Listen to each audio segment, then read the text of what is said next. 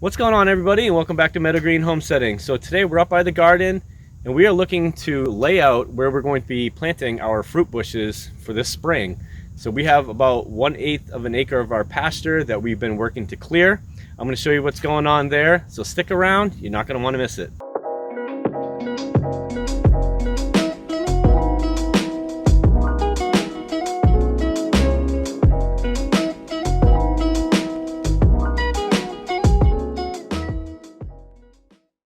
All right, so here's what we got. We have a 50-pound bag of fescue that we need to lay down.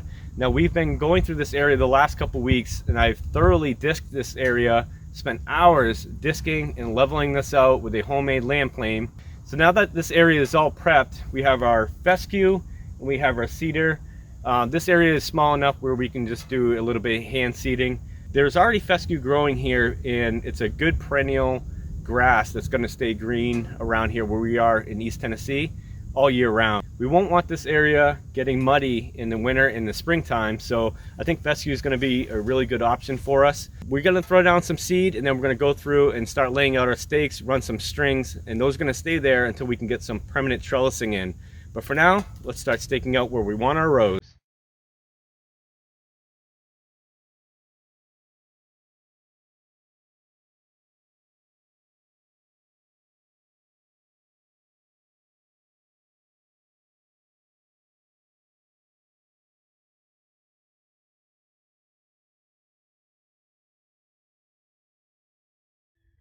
All right, so while Jacob is laying down the seed, I'm kind of scouting the area and thinking about where we want to begin our rows. So I think we want to stay around 25 feet away from the shed and the compost area, so we have enough room with the tractor to turn around and get in and out of the compost with the bucket. So we're going to go ahead. Gabrielle's getting the stakes right now. We're going to get the first stakes in the ground, spread them out exactly how far we want the rows apart. We'll put in the other end of the stakes and run the string. So let's start doing that.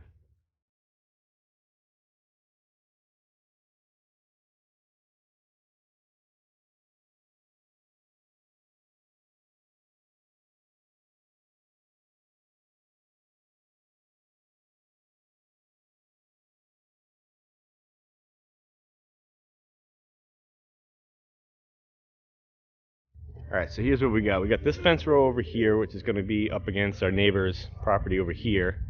We have our compost here.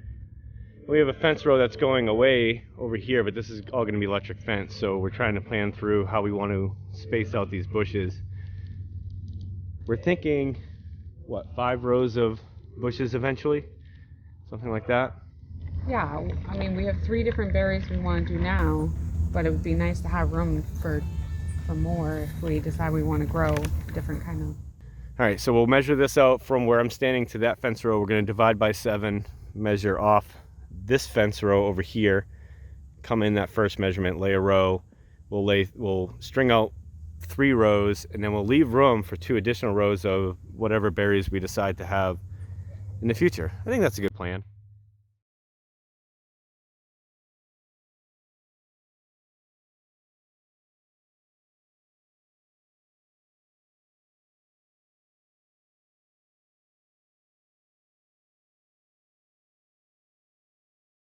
Okay, so we got 91 feet wide, divided by 7 is 13. So 13 feet will be the center of the rows. We're going to mark out our 3 rows, put stakes in the ground, head down there, do the same thing, run a string, and then we're all set up. Jacob, what's 13 times 2?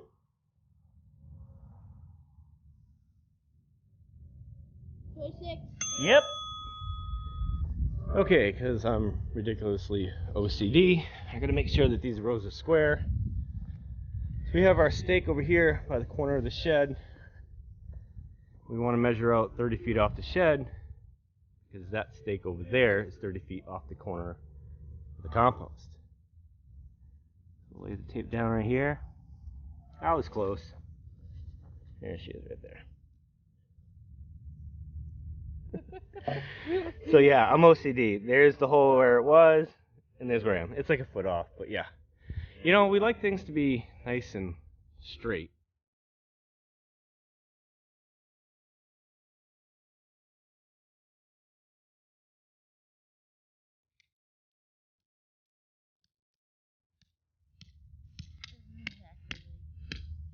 You got 1, 2, 3, 4, 5. We'll have room for 6 rows. So let me explain what my OCD got me. A straight beginning of all of our rows, parallel to the front of the shed and all the compost. It's worth it to me. We got to get a approximate parallel line from this fence row to a stake down there. So why don't we pull this stake, or put the tape on this stake, run the tape down here, put a temporary stake in the ground, measure from that stake to the fence row, and then adjust it, and then that'll get us one string line that's parallel to this fence. And then we can do the same thing down here as we did over here, and it'll give us a nice square bush garden. So what do you think? We have 28 feet from here to there? I thought we were putting this down on the other end of the garden. That's gonna Fruit be trees. trees. Oh. Shh, you're gonna let our secret out. This is the discer we were using to chop up all the sod. It hooks right onto the four-wheeler. It worked pretty good. When you're trying to be aggressive and really cut up the sod with it, it kind of got a little tippy, but you can come through here and adjust how aggressive you want to be with the discs. And when you have it nice and straight, similar to what I have now, it actually was really smooth. So you come back through afterwards like this, and all the sod chunks that are on the top of the ground, chops those up into fine little pieces. And we'll go over a little bit later and I'll show you the homemade drag harrow that we made. But for now, let's go ahead, we'll grab this off our temporary stake. Put it on this guy.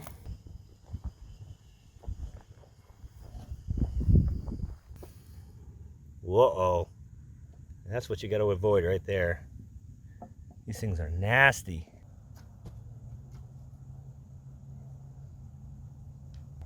$18 bushes eventually. Okay.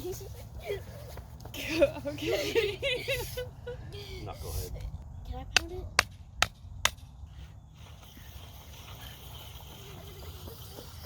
That's good. Right there? Yep, right there. Alright. Okay, bring it back. Yeah, you want to drive that the rest of the way home? It doesn't have to go too far, that's good.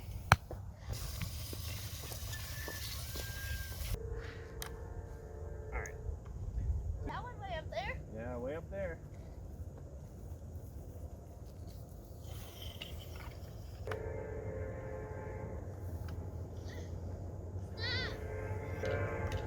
No, you don't have to post. No, no, no, cancel. 72. I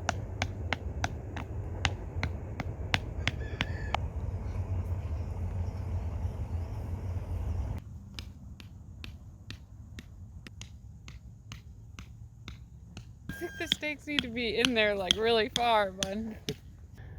All right, so check this out. We've got all of our stakes in the ground. So we got our nylon string ready. We're gonna go ahead and tie off on one end, run it down to the other end, cut and tie it off. I think we're just gonna lay out the 3 rows that we're planting for now and just leave the stakes in the ground until we figure out what we're gonna be doing up here in the future. So let's run the string and we'll go from there.